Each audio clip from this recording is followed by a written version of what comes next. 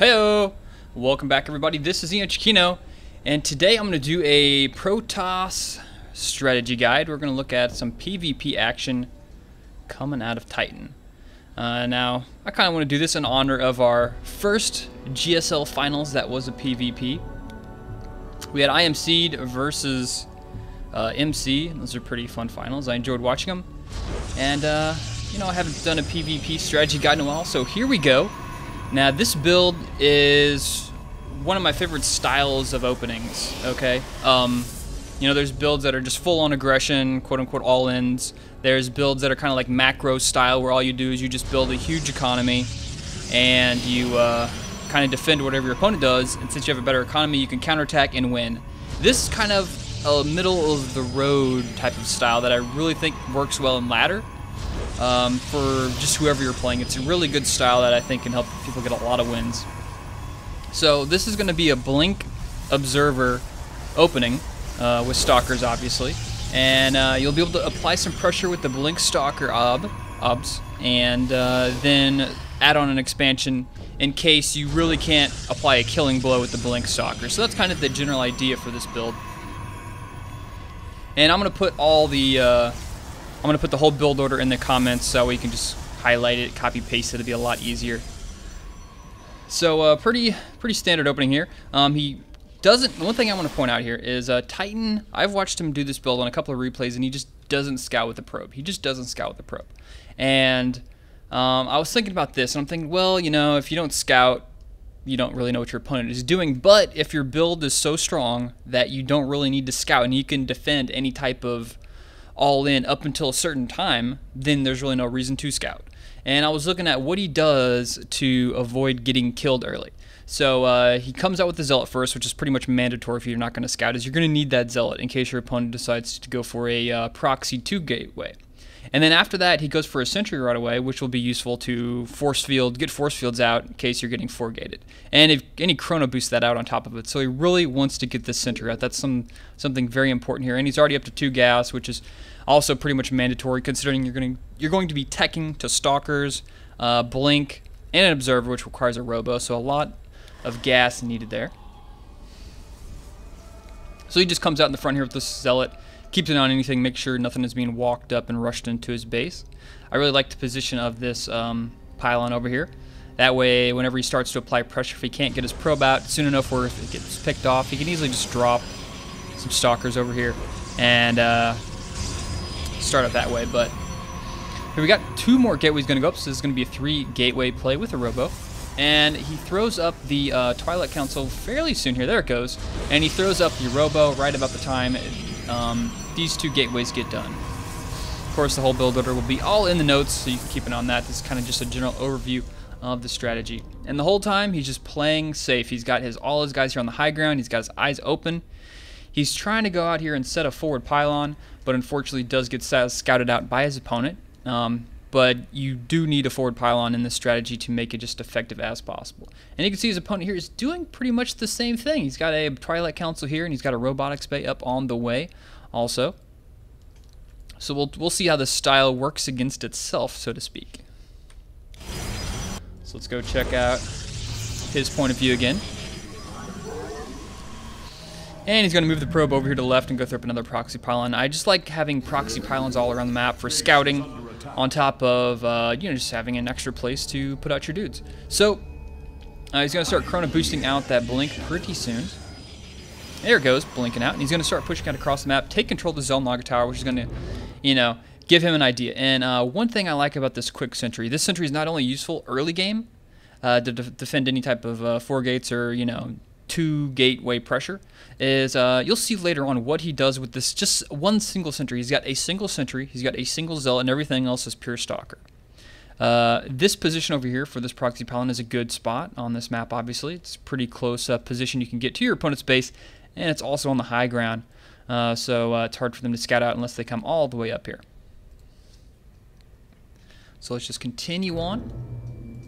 So he's going to move his guys up to the front, wait for a warp in, and actually he's going to warp in here because one thing you want to do with any Protoss timing attack is if your warp gates are done, you want to warp in pretty much wherever, and that's why he has this Pylon here is because this one up here was killed earlier, and this one over here just wasn't done yet by the time you wanted to warp those in. So you just want to continue to turn out your units. That way you don't get behind in supply. And right about now he pushes out. He's got, let's see, 8 Stalkers, 1 Zealot, 1 Sentry, 30 probes, and he's bringing his probe with him here to put up another forward Pylon. And Blink is really close to being done, as you can see. Blink is close to being done here. I think he's going to even Chrono Boost that one more time.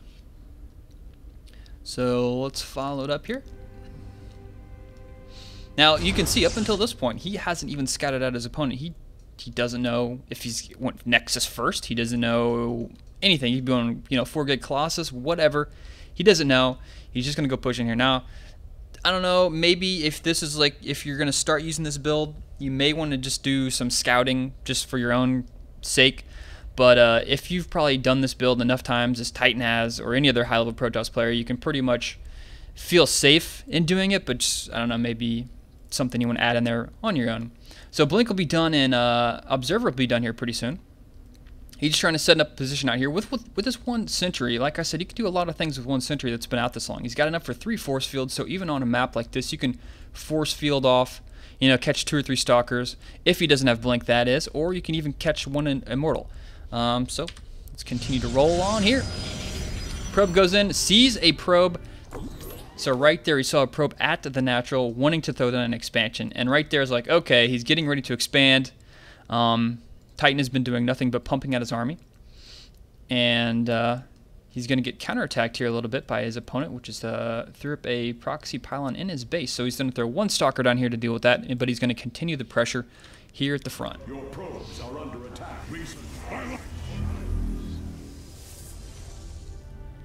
So we have our closer proxy Pylon here.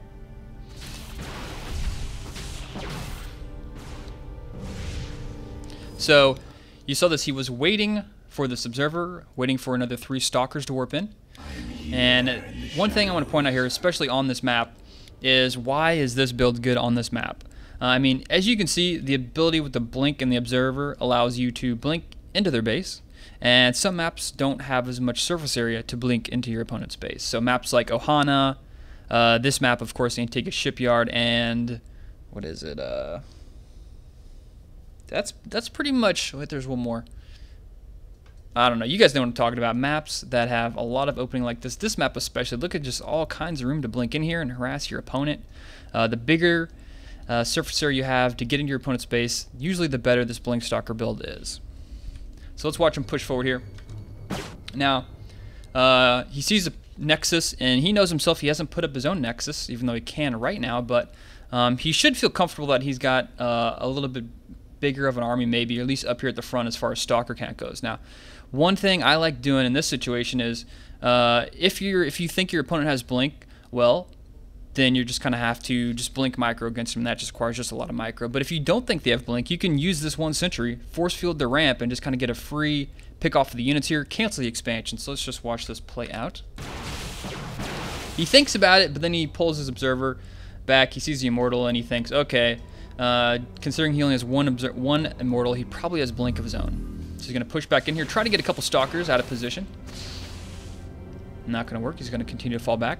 Base is under attack. A little bit more of a harass here from his opponent. He's going to deal with this, blinking a couple Stalkers. So he's scouted out the expansion. He knows his opponent has an Immortal and has Blink. He's seen that as well. Still has his forward proxy Pylon. That's going to get taken out, but he still has this one over here, so always want to have a backup proxy Pylon for him.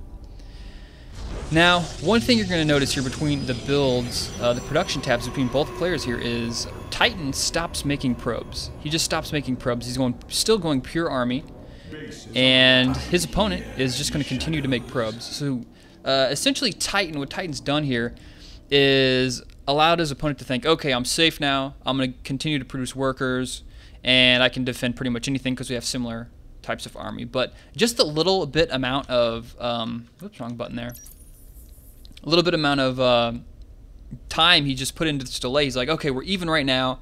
I'll let you get up that expansion, but at the same time, I'm going to get my expansion up just in case this doesn't work out, but I'm not going to make any workers. I can just transfer my workers over later. I'm just going to go pure army. And right now, you can already see Titan with a 43 supply lead and over 34, and his worker count is lower, but he's going to have a better army supply, and he's going to have to make use out of that. So let's see how he does here. Just gets a couple more Stalkers warped in, just gets a little bit of an advantage. He's going to push forward with the Stalkers, keep that Sentry in the back, and there you go. The Stalkers blinked in, and nice force field. Okay, so right here, I like the force field, keeping that Immortal out.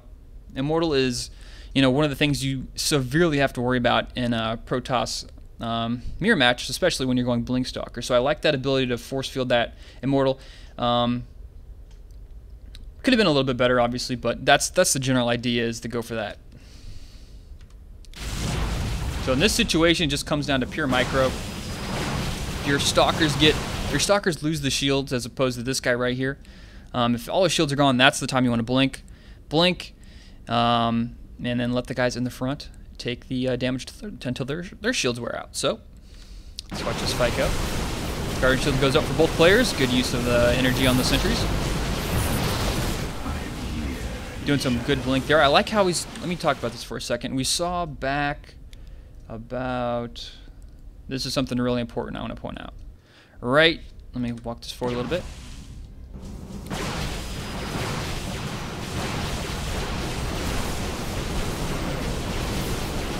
Okay, so right here. Right now, he's got a pretty good concave with this concerning this, but the second these three Stalkers and this Immortal gets over here in this particular position, he's kind of, it's working against him because this Immortal is doing some damage, and he does not want to take any damage from this Immortal with this section of his army. So the next thing he does is he takes this part of his army, moves over to here to this side.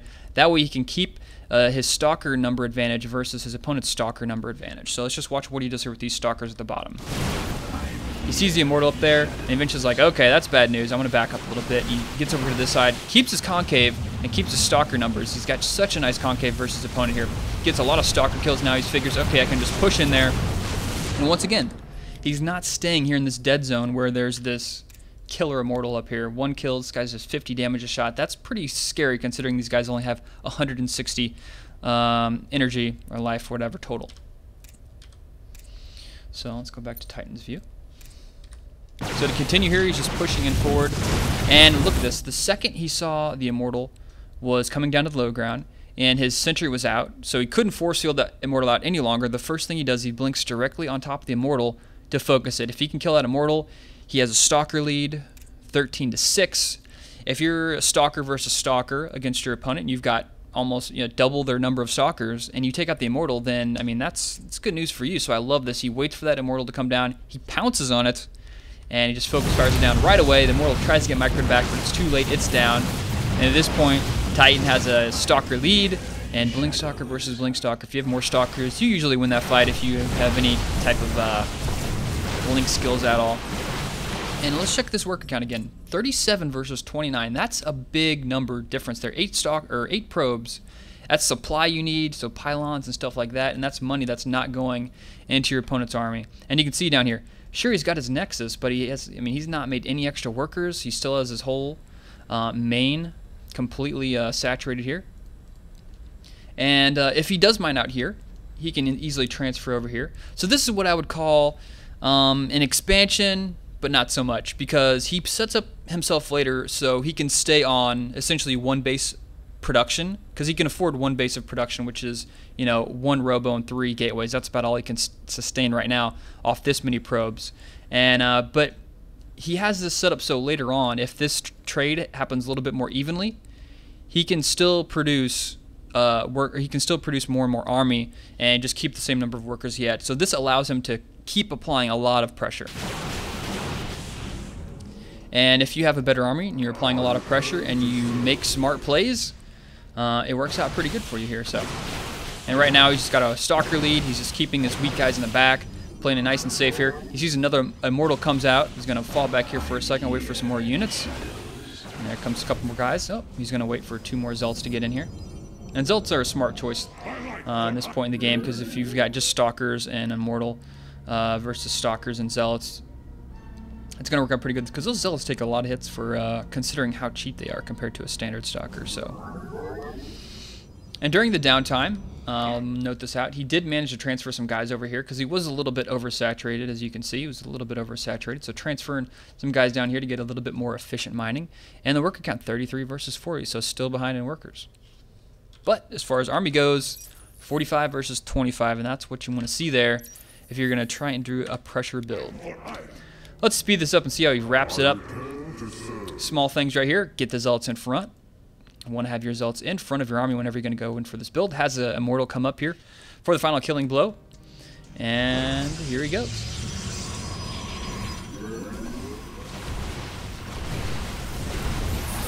Now right this, let me pause this for a second right here. We can see Titan's using this Immortal to attack this Immortal, but this Immortal's attacking Stalkers. This is not a good use of an Immortal for Q-Sui. I don't know how to pronounce this guy's name, sorry. But definitely doing really good micro with the Immortal, so this Immortal's being far more cost effective than this guy up here just shooting a Zealot. Zealots are meant to take damage, and that's what they're going to do.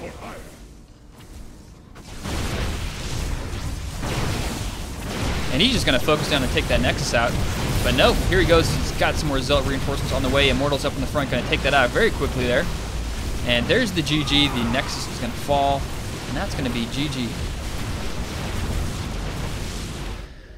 So, like I said earlier, this is a really good build. This is essentially like a one base, but like an extended one base, because you set up your expansion so that you can transfer workers down here. So in case the game goes like over 15 minutes and you're mined out, you have a new base, but you haven't made any extra. You haven't made any extra workers to support that. So, I like this play from Titan. It allows you a little bit more late game potential while keeping a one base pressure on your opponent. So, hope you guys enjoyed this build order. Once again, I will upload these replays. The link to download those will be in the comments along with the build order. It's quite extensive, so I wanted to just type it out and have it so you can just highlight, copy, paste it. If you have any questions about this, or you have any strategies you want me to do tutorials on, just post those in the comments or email those to me at eoncasting@gmail.com. Thank you guys for watching. See you later.